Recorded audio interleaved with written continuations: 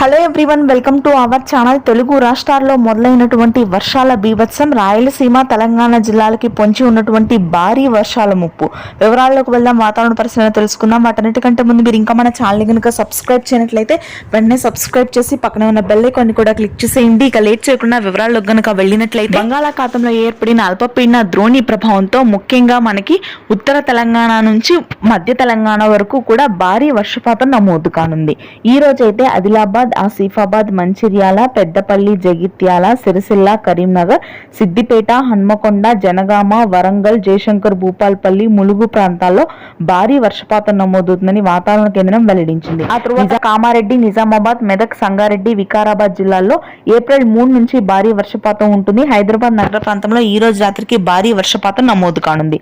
ఇక ఇదిలా ఉండగా ఉష్ణోగ్రతలు భారీగా నమోదవుతున్నటువంటి రాయలసీమ జిల్లాలో కూడా రానున్నటువంటి 4 రోజుల పాటు అతి భారీ వర్షాలు నమోదు కానున్నాయి. కర్నూలు, కడప, అనంతపురం, చిత్తూరు, నెల్లూరు, ప్రకాశం జిల్లాల్లో భారీ వర్షపాతం ఉంటుంది. ఇక ఉత్తరాంధ్ర, శ్రీకాకుళం, విజయనగరం, విశాఖపట్నం, తూర్పుగోదావరి, పశ్చిమ గోదావరి జిల్లాలో మే 5, 6 తారీఖుల్లో భారీ వర్షపాతం నమోదు కానుంది.